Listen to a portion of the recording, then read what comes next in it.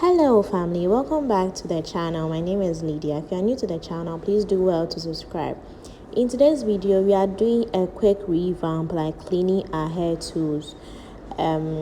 This is actually a very important but underrated step because it's a very good routine. If you are new to the channel, please do well to subscribe for more videos and more updates. So this channel is all about hair growth tips for your natural fussy hair or your natural hair. And on this channel, I show you how to use herbs and natural ingredients to grow your hair. But in this video, we are doing something quite different. We are cleaning our spray bottles, our applicator bottles, and other bottles that we use for our hair. I start off by pouring out any content in the bottles, whether water, whether herbal tea, anything that are in the bottles at that moment, because my goal now is to start afresh. So then I boil some water in the kettle, not very hot, like not 200 degrees Celsius, like something minimum, maybe 80 degrees Celsius.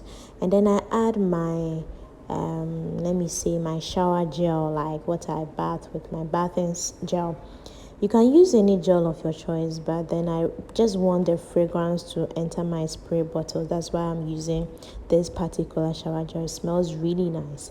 I then dilute the hot water to be lukewarm so that my hand can be comfortable in the water.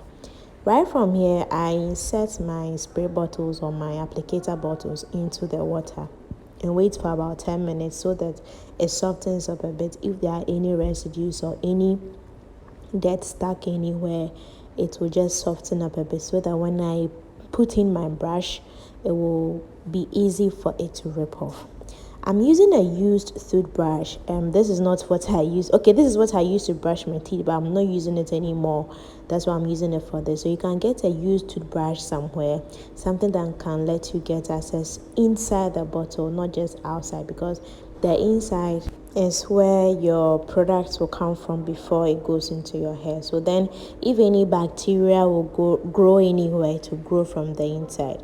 So yes, lukewarm will be able to kill the germs in the bottle, and then also the warm water will also do its part. The soap will also do its part. So I do a really thorough scrubbing with a brush on I just wanted to get rid of the dirt. You can see here that I've taken the tube also as well, because the tube is what transfers the content onto the hair, and if you're not careful, you end up not washing the tube, which is very, very important. Like, you need to wash the tube as well. In this video, I ended up losing my tube because it passed through the drainage, and I almost cried because I keep on buying spray bottles.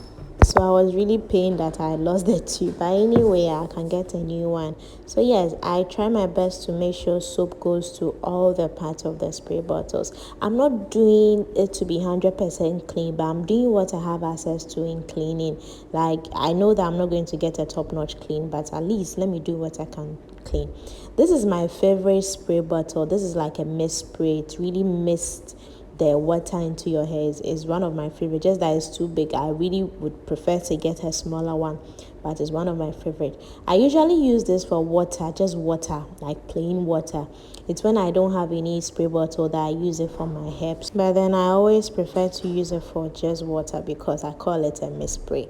So yes, after I'm done here, it's time to rinse. This is not really a difficult thing. Like, it is something that wouldn't take you more than 5 minutes to do, depending on the quantity of spray bottles or applicator bottles you have available. But then it shouldn't take you long. If you have some combs, you can use the soap and the brush to clean your combs, because it's good to keep everywhere clean. If you are focusing on a clean scalp, I think it's really fair that you keep the tools you use on your hair also very, very, very clean. In the rinsing aspect, you should be very generous with the water, because there's a lot of soap in it, and you wouldn't want the chemicals in the soap to get into your hair. So make sure that you are really generous with the water. You rinse it very, very, very well, so that there's no residue of soap in the applicator bottle, so that it wouldn't be transferred onto your hair. You can see how I'm rinsing my spray bottle thoroughly. Like, I make sure that enough water is inside and the water overflows so that the soap will get out of it. Like, I don't want to deal with any soap. Like, I don't want any chemical like soap to get into my hair.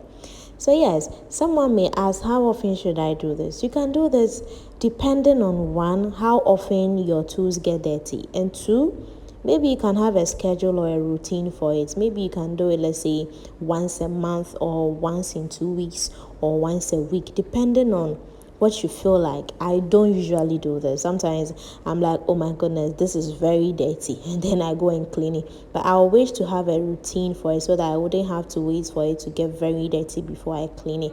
If I have a routine for it, then I know that every Friday I'm cleaning my tools, and then it actually keeps me organized. Yeah, that is what I prefer to do. Right from washing, I get a napkin, a very clean napkin, and then this is time to dry. You have to leave it to air dry, so that you know that you have really cleaned it very well. So I just leave it there like this for 24 hours. I mean, I come again the next day and it's completely dry. You'd have to turn it over after a while so that the inside, some part of the inside will also get dry. So guys, this is what I have for you today. My name is Lydia. If you are new to the channel and you like this content, please subscribe and then like this video as well. Bye.